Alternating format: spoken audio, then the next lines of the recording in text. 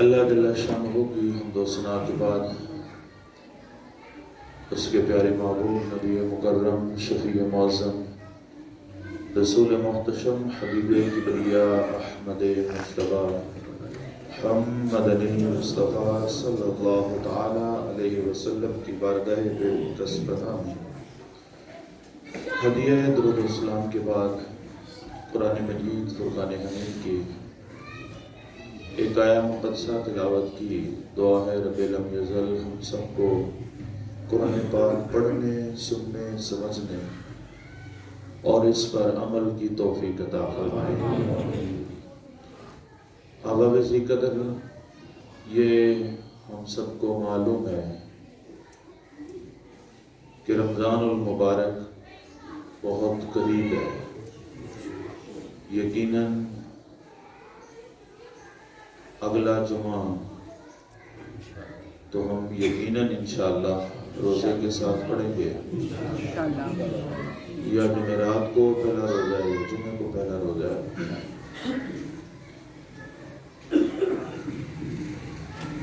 دعا کریں اللہ جل شانہ ہمیں یہ موقع اپنی زندگی میں پھر عطا فرمائے، کیونکہ ابھی 5-6 دن ہیں، لیکن زندگی کے تو ایک لمحے کا کوئی پتہ نہیں ہوتا۔ لیکن جس طرح کہتے ہیں نا کہ نیت تو کریں، نیت کا تو ثواب مل جائے، نیت کی تو نیکی ہمیں مل جائے۔ چلے رمضان آئے گا انشاءاللہ، ہماری نیت کے مطابق اللہ تعالی ہمیں توفیق بھی عطا فرما دے گا۔ تو اس حوالے سے چند ایک باتیں جو ضروری ہیں۔ پہلی بات تو یہ ہے کہ اللہ جل شانہ نے ارشاد فرمایا کہ بھوکے اور پیاسے تمہیں رکھنے سے اللہ کو کوئی غرض نہیں ہے، اللہ کو کوئی ضرورت نہیں ہے کہ وہ اپنے بندے کو بھوکا اور پیاسا رکھے، اس پر پابندی لگا دے، کھانا نہیں، پینا نہیں، یہ نہیں کرنا، وہ اللہ کو ضرورت نہیں۔ لیکن یہ اسلام کا حسن ہے، اور جس طرح ہم کہتے ہیں کہ اسلام ایک دین فطرت ہے، یعنی فطرت کے مطابق اس کے احکامات ہیں۔ کوئی اسلام کا حسن جو ہے وہ غیر فطری نہیں ہے۔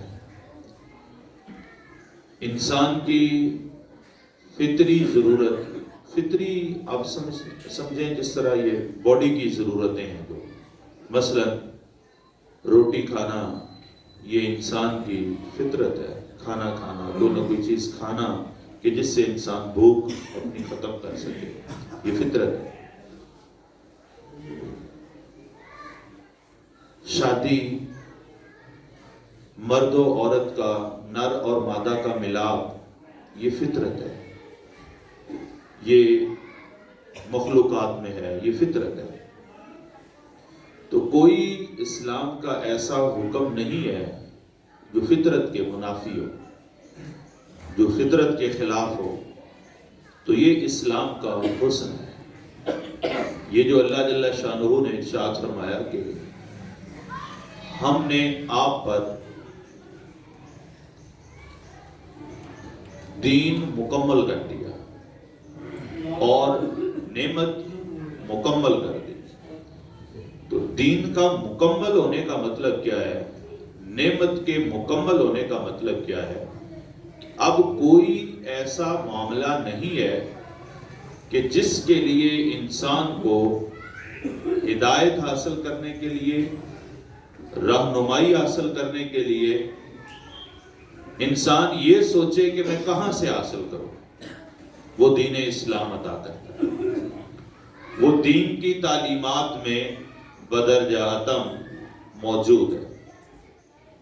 تو یہ اسلام کا حسن ہے کہ اسلام انسان کی مادی زندگی کا بھی اسی طرح خیال رکھتا ہے جس طرح وہ انسان کی روحانیت کا خیال رکھتا ہے۔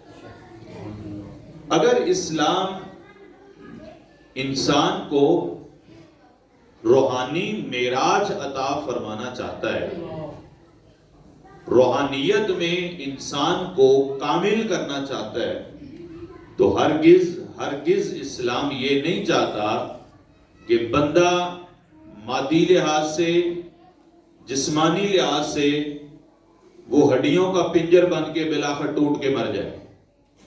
اسلام ہرگز یہ نہیں چاہتا، بلکہ ہمیں روایات میں ملتا ہے کہ حضور نے فرمایا کہ کمزور ترین مومن سے جسمانی لحاظ سے جو طاقتور مومن ہے وہ بہتر ہے۔ کمزور بیچارہ کیا تلوار پکڑ کے میدان جنگ میں اترے گا، لیکن جو جسمانی لحاظ سے طاقتور ہے بندہ مومن، وہ میدان میں بھی جہاد کے جو فرائض ہیں اس پر وہ پورے ادا کرے گا۔ تو اسلام جو ہے جس طرح روحانی اعتبار سے انسان کو معراج عطا کرنے کا خواہش مند ہے، اسی طرح انسان کے جسم کی صحت و تندرستی جو ہے اس کے لیے بھی اسلام اتنی ہی محنت کرتا ہے۔ اسلام اسی طرح انسان کو تعلیمات دیتا ہے۔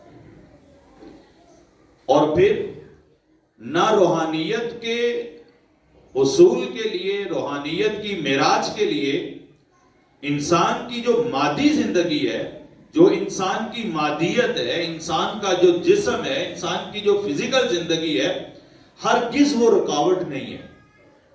اس کی بہت عمدہ مثال، وہ 3 صحابہ کرام تھے، انہوں نے آپس میں مشورہ کیا۔ ایک کہتا ہے میں ساری رات جاگوں گا، جاگ کے اللہ کی عبادت کروں گا۔ بے شک اچھا کام ہے ساری رات عبادت کرنا، اللہ رب العزت کی خوشنودی کے لیے ساری رات قیام کرنا، بے شک ٹھیک ہے۔ دوسرا کہتا ہے میں سارا دن روزے سے رہوں گا، کوئی شک نہیں اس میں۔ روزہ رکھنا اللہ تعالیٰ کو پسند ہے، اللہ تعالیٰ کا پسندیدہ یہ عبادت ہے، سارا دن روزے سے رہے۔ تیسرا کہتا ہے کہ میں اللہ کی رضا کے لیے، اللہ کی رضا حاصل کرنے کے لیے، اللہ کے ہاں قرب پانے کے لیے میں شادی نہیں کروں گا، کہ نہ شادی کے جھنجھٹ میں پڑوں، نہ مجھے وقت دینا پڑے، بس میں اللہ کی رضا کے لیے اللہ کے حضور سجدہ ریز رہوں۔ نیت تو تینوں کے ٹھیک تھی، کام بھی تینوں کے ٹھیک ہیں، کہ وہ شادی کو ترک کر رہا ہے اللہ کی رضا کے لیے، اللہ کے ذکر کے لیے، تو یہ بھی کوئی حرام کام نہیں ہے، غلط کام نہیں ہے۔ ایک ہے وہ کہہ رہا سارا دن روزے سے رہوں گا، ایک کہتا ہے ساری رات میں عبادت کروں گا۔ اب تینوں کی بات حضور تک پہنچتی ہے، تو حضور نبی کریم صلی اللہ علیہ وآلہ وسلم کا جواب سنیں اور اس بات کو سمجھیں۔ حضور نے ارشاد فرمایا تم کو ہو کیا گیا ہے؟ ایک کہتا ہے ساری رات قیام کروں گا، ایک کہتا ہے کہ سارا دن میں ہر روز روزے رکھوں گا، ایک کہتا ہے کہ میں شادی نہیں کروں گا۔ حضور نے فرمایا مجھے دیکھو، مجھے اللہ کی رضا نہیں چاہیے، تم میں سے سب سے زیادہ میں اللہ کا قرب چاہنے کا خواہش مند ہوں، اللہ کی رضا چاہنے کا، اللہ کی رضا پانے کا، اللہ کی خوشنودی حاصل کرنے کا، اللہ کا شکر گزار بندہ بننے کا میں سب سے زیادہ خواہش مند ہوں۔ لیکن حضور نے کیا ارشاد فرمایا میں روزے رکھتا بھی ہوں، روزے چھوڑتا بھی ہوں، روزے رکھتا بھی ہوں، روزے یہ نہیں ہے کہ پورا سال روزے۔ وہ ایک صحابی اس کی اسی طرح شکایت کی، عرض کیا گیا یا رسول اللہ صلی اللہ علیہ وسلم سارا دن ہر روز ہی روزے رکھتے ہیں۔ حضور نے اس صحابی کو بلایا، پوچھا یہ کیا معاملہ ہے؟ عرض کرتے ہیں یا رسول اللہ میں جسمانی لحاظ سے صحت مند ہوں، میں رکھ سکتا ہوں روزے۔ حضور نے ارشاد فرمایا نہیں، یہ روزے نہیں ہیں۔ ارشاد فرمایا، مختصر کرتا ہوں، ارشاد فرمایا کہ جس کو وہ حضور نے فرمایا کہ ہفتے میں وہ ایام 20 کے روزے رکھا کرو، مہینے میں 3 روزے ہیں یعنی کہ رمضان کے علاوہ۔ عرض کرتے ہیں یا رسول اللہ میں اور طاقت رکھتا ہوں۔ پھر حضور نے دن کے یعنی کہ ہفتے میں کچھ دن مقرر کیے، فرمایا کہ یہ روزے رکھو۔ عرض کرتے ہیں یا رسول اللہ میں اور طاقت رکھتا ہوں۔ حضور نے ارشاد فرمایا پھر آخری حد یہی ہے، ایک دن روزہ رکھو، ایک دن روزہ چھوڑو۔ ارشاد فرمایا یہ میرے بھائی داؤد کے روزے ہیں، جس نے رکھنے ہیں اس سے زیادہ روزے رکھنے کی اجازت نہیں ہے. کیوں؟ اس کی وجہ یہ ہے حضور سرور کائنات صلی اللہ علیہ وسلم نے صحابہ کو دیکھا، صحابہ کمزور پڑ رہے ہیں. حضور نے ارشاد فرمایا یہ کیا بات میں دیکھ رہا ہوں، تمہارے جسموں پر کمزوری ہے، نکت آری ہو رہی ہے، تم جو ہے وہ کمزور سے کمزور تر ہوتے جا رہے ہو، تمہارے چہرے بڑے ڈھیلے ڈھالے اور ڈھلکے ہوئے ہیں، یہ کیا ہے؟ عرض کرتے ہیں یا رسول اللہ ہم نے آپ کو دیکھا آپ روزہ رکھتے ہیں، ہر روز ڈیلی روزہ رکھ رہے ہیں، آپ نہ روزہ آپ افطار کرتے ہیں، بس روزے پہ روزہ آپ رکھیں. یا رسول اللہ ہم نے بھی روزہ رکھنا شروع کر دیا. حضور نے ارشاد فرمایا ایکم مثلی، تم میں سے میری مثل کون ہو گیا ہے؟ تم میں سے کون ہے جو میری طرح؟ ارشاد فرمایا مجھے تو راتوں کو میرا رب کھلاتا بھی ہے پلاتا بھی ہے، میں تو اپنے رب کے ہاں کھاتا بھی ہوں پیتا بھی ہوں. ارشاد فرمایا ایسے روزے نہ رکھو جو تمہیں کمزور کر دیں. فرمایا روزہ رکھو، روزہ چھوڑو، داؤد کے روزوں کی طرح روزہ رکھو. مطلب کیا ہے؟ یہ نہیں ہے کہ روزے رکھتے جاؤ جسم کمزور ہو جائے، اور یہ بھی نہیں ہے حدیث پاک مکمل کر دوں. حضور نے فرمایا مجھے دیکھو روزے رکھتا بھی ہوں روزے چھوڑتا بھی ہوں. پھر حضور نے ارشاد فرمایا مجھے دیکھو راتوں کو اٹھ کے قیام بھی کرتا ہوں، نمازیں بھی پڑھتا ہوں، اللہ کے حضور سجدے بھی کرتا ہوں، نوافل بھی پڑھتا ہوں، اللہ کی عبادت بھی کرتا ہوں، اور میں آرام بھی کرتا ہوں، میں سوتا بھی ہوں، ریسٹ بھی کرتا ہوں. پھر حضور نے ارشاد فرمایا مجھے دیکھو، تم کہتے ہو شادی نہیں کرو گے، فرمایا مجھے دیکھو میری شادیاں بھی ہیں، میری اولاد بھی ہے. تو مطلب کیا ہے؟ اسلام جو ہے وہ انسان کی روحانیت کے ساتھ ساتھ اس کے جو مادی جسم ہے، اس کی جو نظام زندگی ہے، اس کا بھی اتنا ہی خیال رکھتا ہے. حضور نے ارشاد فرمایا رہبانیت اسلام میں نہیں ہے. رہبانیت کا کیا مطلب ہے؟ گھر بار جو ہے وہ اہل خانہ ہر چیز کو چھوڑ چھاڑ کے جنگل میں چلے جاؤ بس اللہ کا ذکر کرتے رہو. حضور نے فرمایا اسلام میں یہ نہیں ہے. مجھے دیکھو میں شادی بھی کرتا ہوں، بچے بھی ہیں، میں تجارت بھی کرتا ہوں. تو اسلام جو ہے، اور پھر اسی طرح شادی کے معاملات ہیں. حضور نبی کریم علیہ السلام نے ارشاد فرمایا کہ کس قدر سخت یہ تاکید کی ہے. ارشاد فرمایا کہ نکاح میری سنت ہے، فمن راغبہ، ہر خطبے میں خطبہ نکاح میں ہم پڑھتے ہیں فمن راغبہ عن سنتی فلیس منی. حضور نے فرمایا جو یہ نکاح کرنا میری سنت ہے، اور جو میری سنت پر عمل نہیں کرے گا وہ میرا ہے ہی نہیں. اس قدر سختی کی ہے. مطلب کیا ہے؟ انسان کی مادیت کو انسان کی روحانیت کے ساتھ ساتھ اسلام لے کے چلتا ہے. اب مال کمانا، روزی کمانا، محنت مزدوری کرنا، گھر میں کھانا پینا، یہ انسان کی فطرتی مجبوری ہے. نہیں کرے گا تو زندہ کیسے رہے گا؟ یہ انسان نے کرنا ہی کرنا ہے. مذہب کوئی بھی ہے، کچھ بھی ہے، وہ خدا کو مانتا ہے نہیں مانتا، لیکن مال کمانا، محنت کرنا، روزی کمانا یہ ہر ایک کرتا ہے. یہ سب کرتے ہیں، یہ جانور بھی کرتے ہیں، وہ درندے بھی کرتے ہیں. وہ اگر ہرن کا شکار کر رہے ہیں تو وہ یہی تو کر رہا ہے، وہ روزی تو کما رہا ہے اپنی. مطلب کیا ہے کہ یہ ایک فطرتی مجبوری ہے انسان کی. لیکن اسلام کیا کہتا ہے؟ اس فطرتی مجبوری کو ادا کرتے کرتے اسلام کہتا ہے انبیاء کی صف میں کھڑا ہوگا بندہ. کن کی صف میں؟ انبیاء کی صف میں. قیامت کے دن انبیاء کی صف میں کھڑا ہوگا. عرض کیا یا رسول اللہ کون؟ ارشاد فرمایا جو دیانتدار تاجر ہوگا.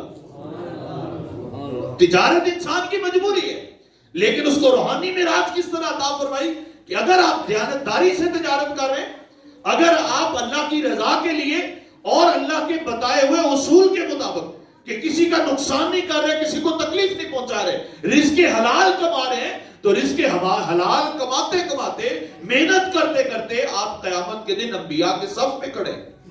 یہ مقام مل رہا ہے کس کو؟ تاجر. پھر حضور کی حدیث پاک حضور نے ارشاد فرمایا کچھ گناہ ایسے ہیں جو انسان کے سجدہ کرنے سے بھی معاف نہیں ہوتے. توبۃ النصوح پر لازم آتی ہے. پھر ارشاد فرمایا کچھ گناہ ایسے ہوتے ہیں جو خالی انسان رزق حلال کمانے کے لیے گھر سے نکلتا ہے اور محنت کرتا ہے، اس محنت کے بدلے اس کے گناہ معاف کر دیے جاتے ہیں. رزق کمانا، روزی کمانا یہ انسان کی فطرتی مجبوری ہے، لیکن اسلام نے اس مجبوری کو کس انداز میں ڈال دیا؟ انسان کی روحانیت کی معراج کو.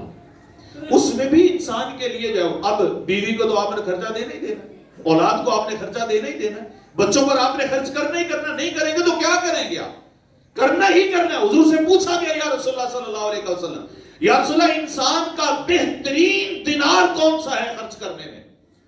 بہترین دینار کون سا ہے خرچ کرنے میں؟ حضور نے ارشاد فرمایا وہ انسان کا خرچ کیا ہوا بہترین دینار ہے جو اس نے اپنے اہل خانہ پر خرچ کیا. اب میں جو کماتا ہوں اپنی اولاد کو تو میں نے دینا ہی دینا ہے، لیکن اسی کو اگر میں اسلام کا حکم سمجھتے ہوئے، حضور کا سنت سمجھتے ہوئے اپنی بیوی بچوں کو دیتا ہوں تو یہ بھی میری طرف سے صدقہ و خیرات ہے، یہ بھی مجھے پھر حضور سے پوچھا گیا یا رسول اللہ بہترین دینار کون سا ہے جو انسان صدقے کے طور پر خرچ کرتا ہے؟ حضور نے ارشاد فرمایا وہ ہے جو اپنی بیٹی کو دوبارہ اپنے گھر میں آنے پر اس پر خرچ کرتا ہے. کیا مطلب ہے دوبارہ بیٹی کے گھر آنے پر؟ مطلب کیا ہے؟ بیوہ ہو گئی ہے یا طلاق ہو گئی ہے یا کسی وجہ سے جدائی ہوگی، واپس اپنے باپ کے گھر میں آ گئی تو ارشاد فرمایا سب سے بہترین خرچہ وہی ہے جو اپنی بیٹی کو وہ کھلانا. مطلب کیا ہے؟ پیسے خرچ کرنے، کمانے یہ انسان کا فطرتی معاملہ ہے، لیکن اسلام نے اس کو کیا کیا؟ انسان کو روحانی معراج کے حصول کے لیے اس کو مددگار بنا دیا.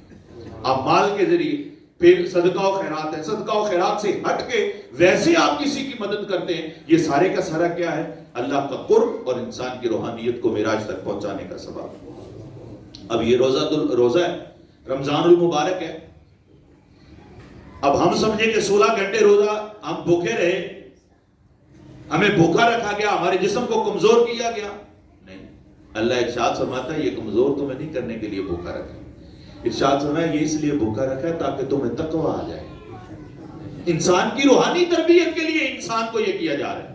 انسان کی روحانی تربیت کے لیے، اس کو تقویٰ سکھانے کے لیے کہ تقویٰ کیا چیز ہے، نفس کو کنٹرول کرنے کے لیے. وہ نفس، بعض لوگ تو ہیں ہی ایسے کہ جو پورا سال ہی اپنے نفس کو کنٹرول کر کے رکھتے ہیں، اور بعض لوگوں کا نفس اتنا طاقتور ہوتا ہے کہ وہ جیسے ہی روزے شروع ہوتے ہیں وہ مسئلے پوچھنے شروع کر دیتے ہیں. قاری صاحب شوگر ہے، روزے چھوڑ دوں، کسی کو رکھوا دوں. کسی کو رکھوانا بھی آسان ہوتا ہے کہ زیادہ زیادہ یہی ہے نا کہ 9,000 روپیہ دے دیا کسی کو، پیسے بات دوں جناب 9,000 دے دیا، اللہ خیر صلی اللہ پاکی ہو. پھر وہ ایک بنو عباس کا ایک غالباً ہارون رشید یا مامون کا واقعہ ہے، شاید ہارون رشید کا، روزہ توڑ بیٹھا تو اس کو مفتیان نے فتوے دیے جی آپ اس طرح کریں، آپ 60 مسکینوں کو کھانا کھلا دیں. کفارہ تو ہے نا کہ 60 مسکینوں کو کھانا کھلا دیا یا ایک غلام آزاد کر دیا، کفارہ ادا ہو گیا. امام اعظم ابو حنیفہ سے پوچھا کہ آپ نے فرمایا یہ کوئی کفارہ نہیں ہے تیرے لیے، کفارہ یہ ہے کہ تو 60 روزے رکھے پے در پے، درمیان میں کوئی فاصلہ نہ.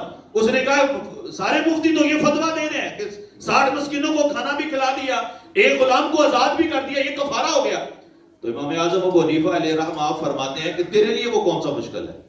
کفارہ تو ہے سزا، کفارہ تو ہے پینلٹی، تیرے لیے کیا ہے؟ 60 مسکینوں کو کھانا کھلانا. تیرے لنگر سے روزانہ ہزاروں لوگ کھاتے ہیں، تیرے محل میں ہزاروں لاکھوں لوگ کھاتے ہیں روزانہ کے، صرف 60 کو کھانا تیرے لیے کون سا مشکل ہے؟ پھر تو چاہے تو پوری ریاست کو ہی آزاد کر دے، ایک بندے کو، ایک غلام کو آزاد کرنا کیا تیرے لیے مشکل ہے؟ تیرے لیے مشکل یہ ہے کہ تو 60 روزے رکھے.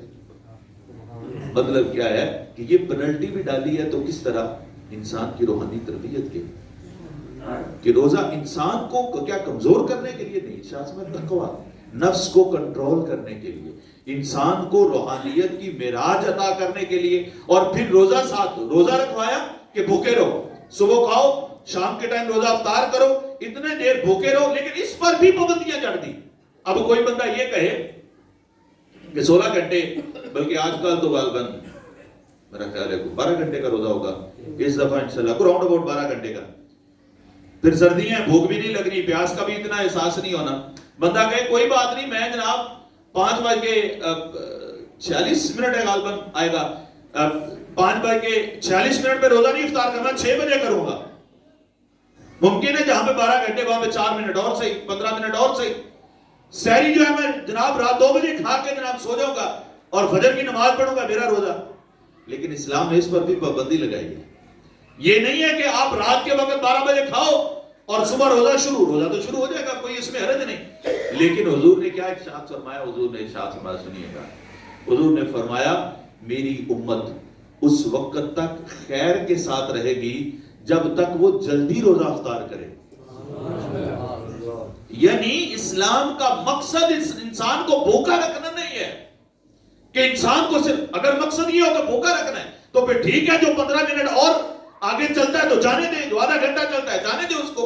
جو پہلے کھانا کھا کے سو سکتا. حضور نے ارشاد فرمایا, سنیے گا حدیث پاک ہے, حضور نے ارشاد فرمایا جو لوگ سحری کرتے ہیں, سحری رات 12 بجے کھانے کو نہیں کہتے, یہ ذہن میں رکھیے گا.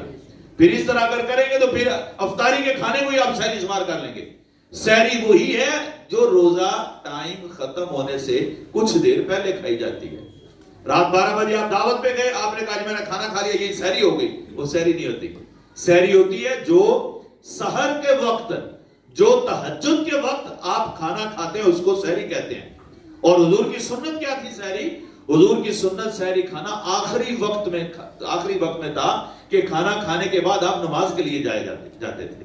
مطلب کیا ہے؟ آخری وقت میں حضور نبی کریم علیہ السلام نے ارشاد فرمایا کہ اللہ فإن اللہ عز وجل و ملائکتہ, اللہ اور اس کے فرشتے یصلون علی المتسحرین, ارشاد فرمایا اللہ اور اس کے فرشتے سحری کھانے والوں پر درود پڑھتے ہیں, سحری کھانے والوں کو برکتیں عطا کرتے ہیں. سحری کھانے والوں کے لیے فرشتے دعا کرتے ہیں, اللہ سحری کھانے والوں کو برکتیں عطا فرماتا ہے. بھوکا رکھنا مقصد تھا؟ بھوکا رکھنا مقصد نہیں تھا. مقصد تھا اپنے احکام کی پابندی کروانا, مقصد تھا اپنے حکم کی پابندی کروانا. جو یہ ارشاد فرمایا یا ایھا الذین آمنوا کتب علیکم الصیام کما کتب علی الذین من قبلکم لعلکم تتقون, تاکہ تم تقوی اختیار کرو. اور تقوی کس چیز کا نام ہے؟ تقوی اس چیز کا نام ہے کہ انسان اپنے نفس کو قابو میں رکھے, کہ اس کا نفس اس کو غلط راستے پر نہ لے کے جائے, اس کا نفس اس کو برائی کی طرف لے کر نہ جائے, اس کا نفس اس کو برائی کی ترغیب نہ دے, اس کا نفس اس کو گناہ کی طرف لے کر نہ جائے. اب آپ اسی قدر صرف اتنا دیکھیں کہ اللہ جل شانہ نے ارشاد فرمایا روزہ رکھو, دوپہر کے وقت کھانا نہیں کھانا. یہ اللہ بڑی محنت کی ہے, روزی کمائی ہے, حلال کی روزی ہے, اس پر زکوٰۃ صدقات سب کچھ عطا کیا ہے, یہ میرے لیے رزق حلال ہے. تو روزے کی فرضیت ہمیں بتاتی ہے کہ اللہ رب العزت یہ واضح اعلان کرتا ہے کہ دیکھو کہ میرا بندہ میرے حکم پر جو اس نے روزی حلال کمائی ہے, اس کا رزق حلال ہے, سب کچھ حلال ہے اس کے لیے, طاقت بھی اس کو ہے, بھوک بھی اس کو لگی ہوئی ہے. دیکھو یہ خالی میرے حکم پر اپنا وہ رزق حلال کھانا بھی چھوڑ چکا ہے. تو بندہ جب رزق حلال کھانا چھوڑ دے, حلال کاموں کو چھوڑ دے, طلب ہونے کے باوجود حلال چیز پینا چھوڑ دے, جو اللہ کے حکم پر اتنا کرتا ہے, وہ گناہ پھر کیسے کرے گا؟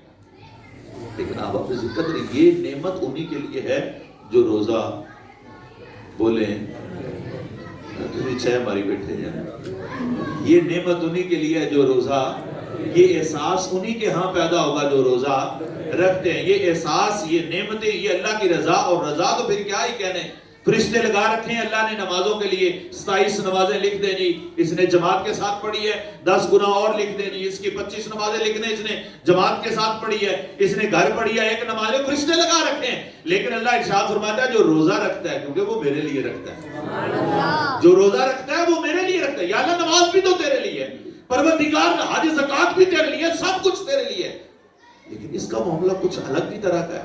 روزہ کچھ الگ ہی ہے. روزے کو دیکھیں, روزے کا معاملہ صرف اللہ اور اس کے بندے کے درمیان ہے. اب آپ لوگوں کو پتہ ہے میں روزے سے ہوں, اس وقت آپ کو پتہ ہے میں روزے سے ہوں؟ کسی کو نہیں پتا میرا روزہ ہے یا نہیں ہے. اسی طرح رمضان مبارک میں آپ غالب یقین سے تو کہہ سکتے ہیں کہ قاری صاحب روزے سے ہیں, کہ روزے کا مہینہ ہے, قاری صاحب نے روزہ رکھا ہوا ہے. ہو سکتا ہے میں کسی بیماری کی وجہ سے روزہ نہ رکھوں. روزے کا تعلق صرف اللہ اور اس کے بندے کے درمیان ہے.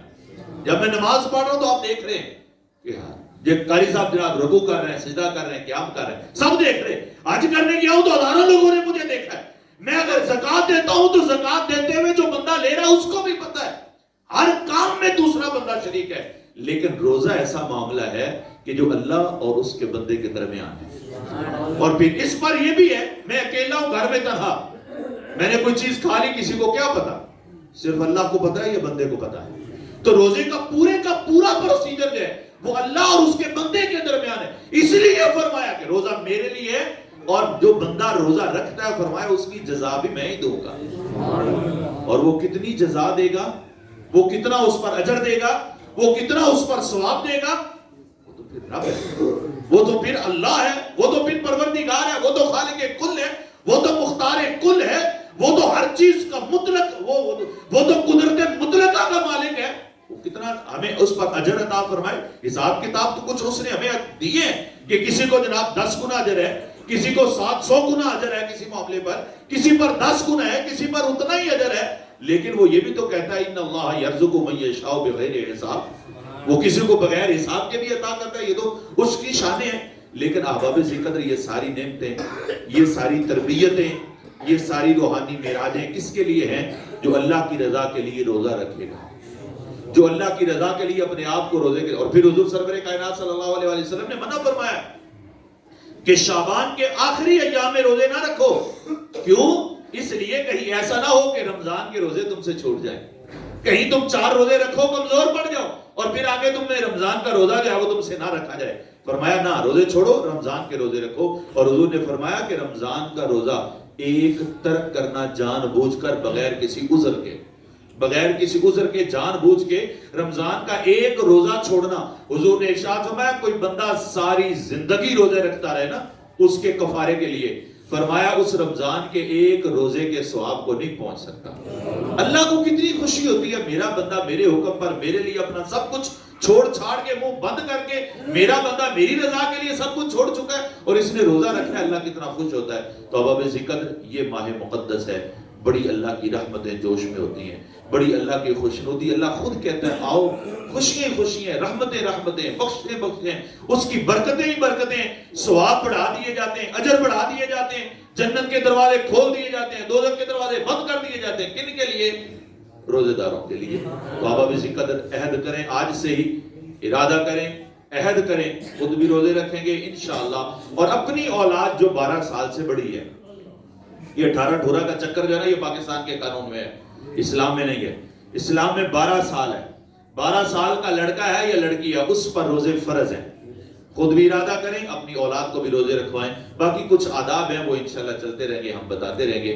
اللہ جل شانہ ہم سب کو اس آنے والے ماہ مقدس کا احترام کرنے اور اس میں روزوں کا اہتمام کرنے کی توفیق عطا فرمائے. وآخر دعوانا